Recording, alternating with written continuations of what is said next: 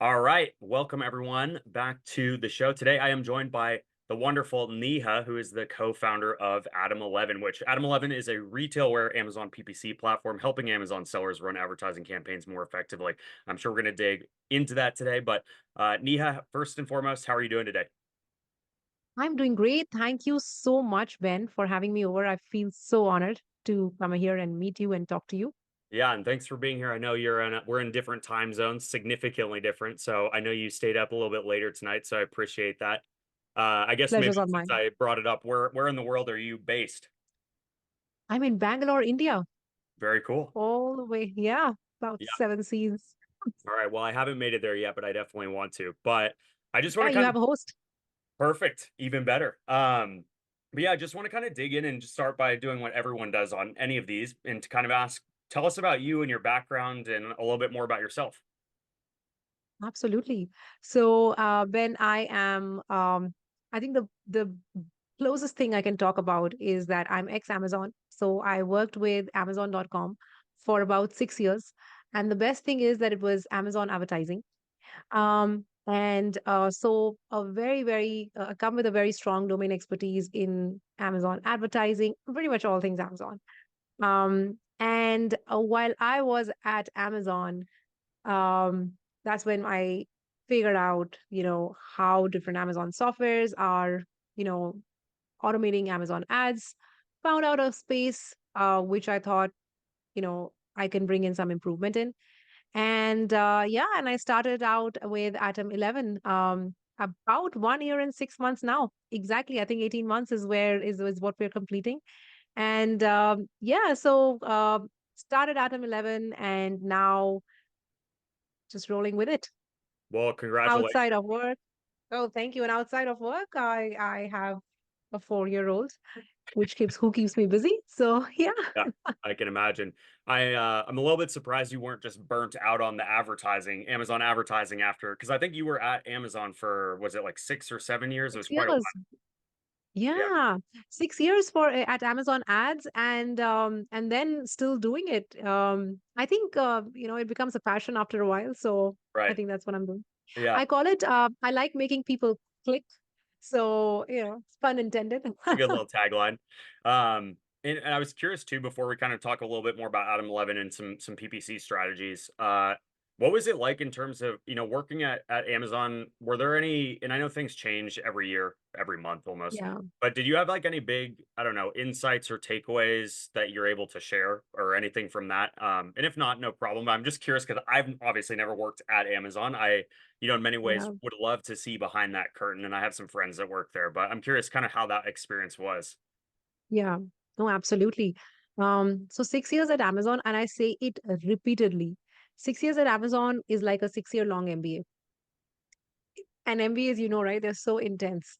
So I think it's like this one packed, um, action packed 6 years where you learn from the best of the people. These are people who Amazon has hired after, repeated, like the seven interviews that they do, right? So a lot of smart people that you work with and learn from, they have a very structured way of teaching you the ways of a startup. So right there are 14 or now 16 leadership principles, basically guide you through all the challenges that you face. And I think at the end of it, when I left Amazon and I started atom11, I think I find myself using a lot of them, at multiple stages of my startup journey. The ones that I particularly am good at and I really like using a lot more is, for example, bias for action, right? This is something that was taught to me so many different times by different leaders at Amazon, the directors and VPs and the L7s that you work with. They will make sure that they're keeping you on track when you're working on different projects. So bringing in bias for action, not waiting for perfection, making sure that you're keeping data in front of you before you're actually taking actions. And more than anything, just working backwards from the customer. I think those are the few things that I will always, always carry with me, because they have been taught to me with, just not just, in a year's span time or a 2 years time. I think we did it year after year, month after month. It just kind of becomes a part of you after a while. So yeah, I think that the 6 year long MBA definitely made me or shaped me into someone who can now tackle ambiguity, who can tackle multiple challenges in a much more comfortable way, or at least take them on in a much more comfortable way. So yeah, I think Yeah, that's that's what I awesome. would say. I actually just read a book about the leadership principles, which was yeah, so I like kind of recognize some of the things. The one I'll just say really quick that I loved was, which I actually don't think is a principle, but it was involved in some of the book topics, was that when launching or thinking about launching a new product, to go and actually write up the press release first and figure out why is this newsworthy? Why should people know about Mm. it? And then kind of work backwards from that. So anyway, I just wanted to call Yeah. that out. Yeah, I think multiple 6 pagers and PR FAQs that we've written in that time. Yeah, that's awesome. Well, so let's shift gears a little bit and talk about what you're doing now, which is atom11. I'm kind of curious, what led you to actually start this, and did you immediately just you left Amazon and immediately next day you went and started building atom11? Great question. So when I was at Amazon Advertising, I think I've done multiple roles there. I've done product, I've done sales, I've led account management teams. So I think over time, I got the opportunity of looking at pretty much all the tools which were there in the market while I was at Amazon. Um, and what I saw, that there was a disconnect when my teams used to manage, these brands versus, the softwares that they were using to automate most of their advertising. And I saw that, hey, you know what, they had a software, but they were still doing a lot of things manually. For example, hey, please pause my ads if my inventory is low, right? So someone is going to call and they would be frantically on calls telling their agencies that, hey, please do that. Or, hey, my organic rank is very low. Can you please increase my bids? Right? Those are the kind of things where I saw that there is the retail side or the seller central side and the ad side is not talking to each other. And that's why me and my co-founder Nivesh, who's also ex-Amazon ads, we basically thought of building something or building the first ever retail aware advertising software for Amazon agencies and brands and sellers. Retail aware means that we will marry seller central data with your advertising data. Now, an ads team, and pretty much this is something that agencies who are working with us are already seeing. Um, an ads agency does not have to depend on updates from their clients. They can just set up rules saying if my days on hand is less than 10, just pause my ads. Things become very seamless, right? Or they can set up rules saying if my organic rank has dropped to greater than 40, just increase my bid by 10%, right? So these are just two examples. We are going to be touching every single retail parameter, pricing, competition, and bringing it in Atom11. And so far, literally the only tool in the market who is doing it. And I think this is literally the only way forward. You cannot treat Amazon ads like Google ads anymore, just playing with bids. There are a lot more things that come in Amazon advertising, and that is the gap that we are trying to fill. The immediate adopters of our product have been full service agencies. So full service agencies it was like they were looking for a product like this, and then they convert really fast. So yeah, and or sellers who manage things in house, because even they deal with this problem on a daily basis. That you know, um, hey, my inventory team is not talking to my ads team. They need to collaborate better. So if the tool is doing it, it's so much easier. Yeah. So that's the gap that we were solving, and that's how, yeah. Yeah, I mean that's a really good insight, and I can kind of echo that. I've seen certain instances of that, in the Amazon ecosystem, and just in terms of Seller Central and the ad console and advertising world, they don't seamlessly communicate Yeah. with each other. And in a lot of the past like 2 or 3 years, talking to a lot of Amazon sellers and sometimes a lot of agencies, if I'm talking and working with an Amazon advertising agency, and all they do is advertising. They do not do like account management. Maintenance. Mhm. There's the challenge. It's kind of that same challenge where it's like, hey, to make for us to make money as a business from running ads, the listings have to be really optimized, and they also have to be active and not have problems or out of stock and this kind of thing. And so we would get have a lot of conversations around that where they would say, this one of my clients, their listing got suppressed or something, and now we can't run Yeah. ads. So now we need them to either reach out to you or what have you. So and that's my way of kind of putting that all into context. That's very fair. We actually do something like alerts for suppressions, but that's so fair. And just you are already drawing comparisons with, where, with seller candy, for example. So you can imagine how big of a problem this is, the siloed approach, basically. Yeah, absolutely. So I think you kind of touched on some of the points in terms of how Atom 11 is different, from other softwares in the space. But is there anything else you wanted to add to that? And I'll say Yeah. some just full context too. So I've not really used, I know we're talking a little bit about Atom 11, but I haven't really used any of the PPC automation tools that are out there on the market. And I've always been, not to put you in a weird place here, but I've always been a little skeptical of them only because, and I think they're every year they get better, but because of some of the things I think you called out, which is like, everyone thinks it's going to be, and some of them are marketed where it's like, oh, you no longer have to touch ads. You just press a button and you're good to go. And so, like, I think I've always been curious, but like very cautious about, PPC automation softwares. And correct me if that's not the right term to use, but so Yeah. I'm kind of curious, like, maybe you could talk about that, but also if there's anything else that really makes Atom 11 different. Oh, absolutely.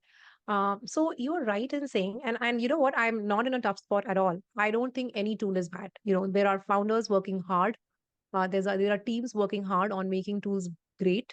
There is a use case for every tool. I don't think any tool is bad. Um, PPC automation softwares are of two different types. One give you convenience, one give you control. There are convenience softwares that you talked about. Just like, they will say you don't have to touch anything. We are going to manage everything.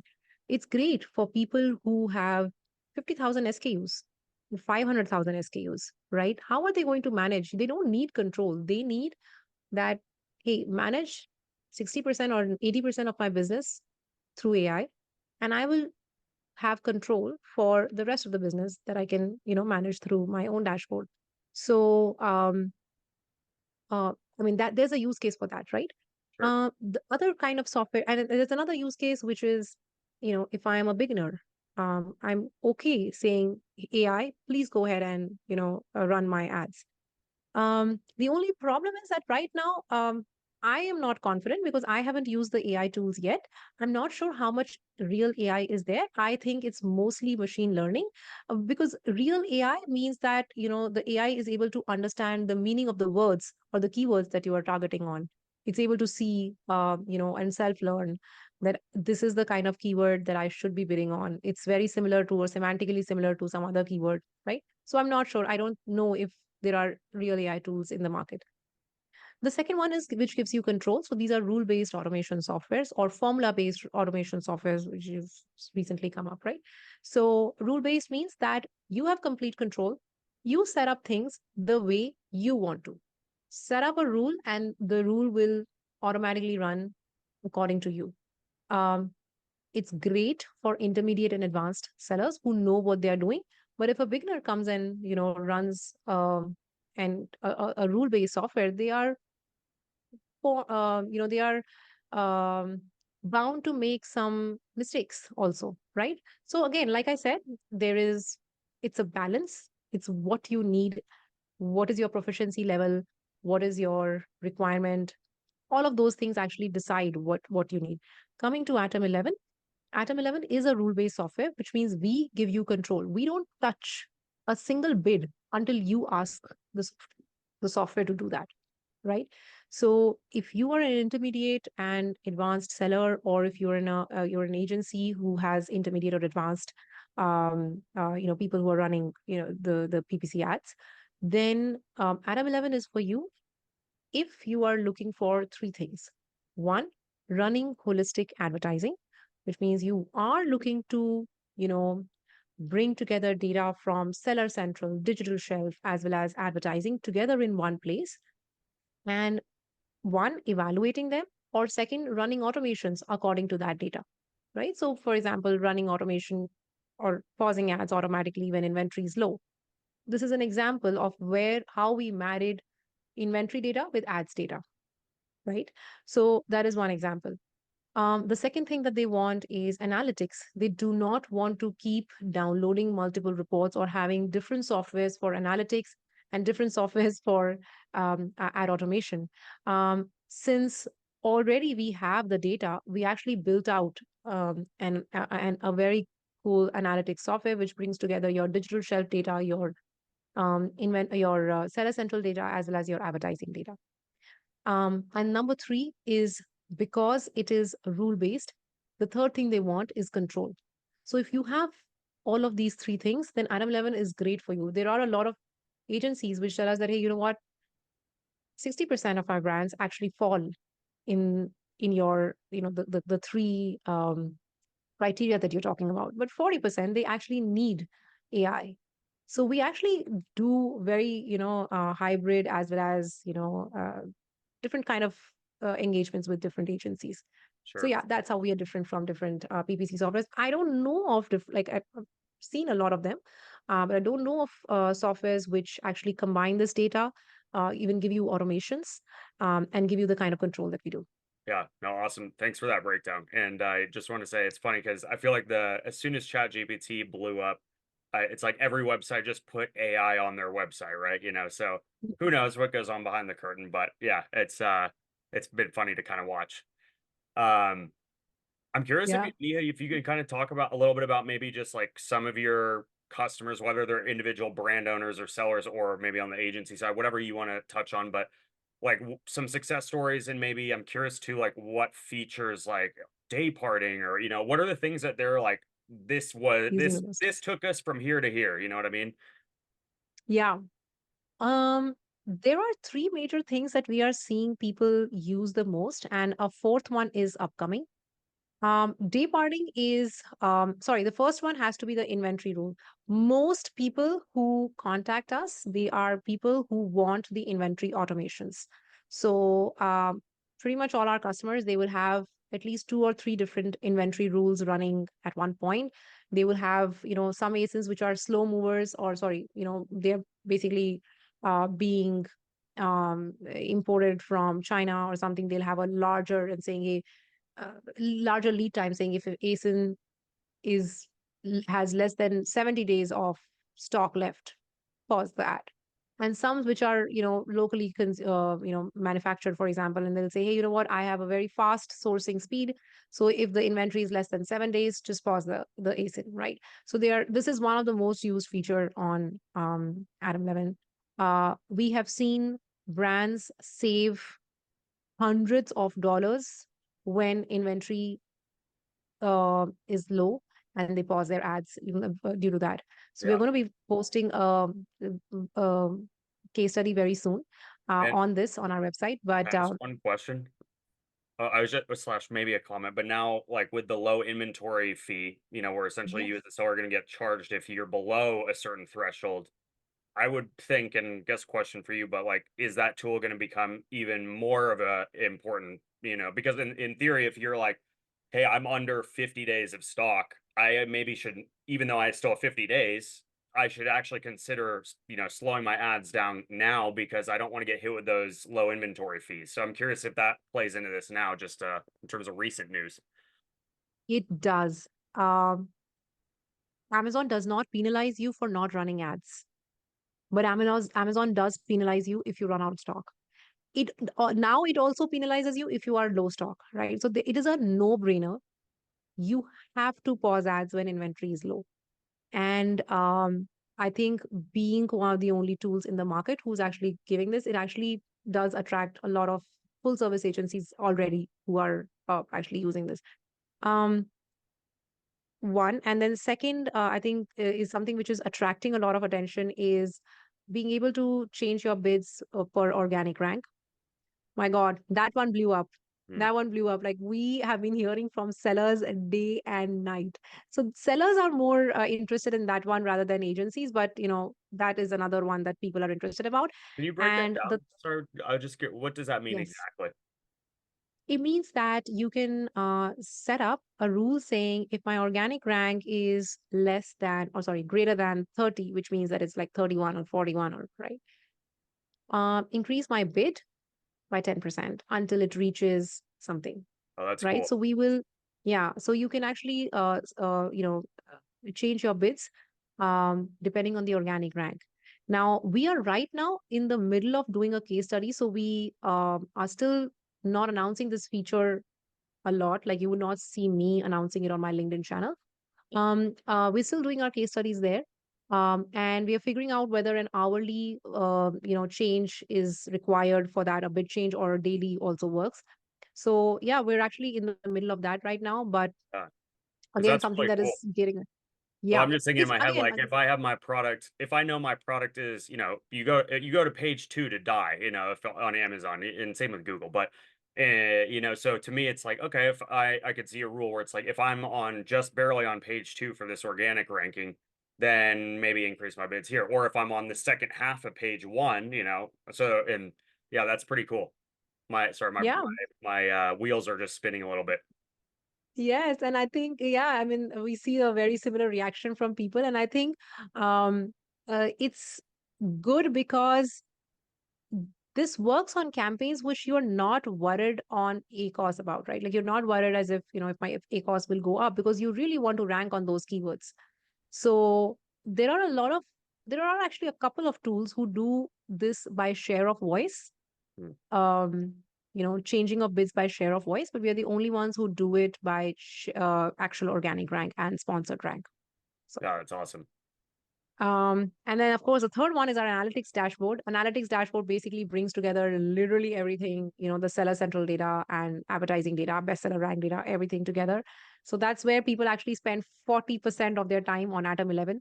When we even show that dashboard to people, they're like, wow, this is like 8 hours of time saved every week. Yeah, So that's more another cool Excel thing. spreadsheets. So yeah, I'm going to talk about top three. Of course, there's a lot more, but let's keep it to Yeah. top three.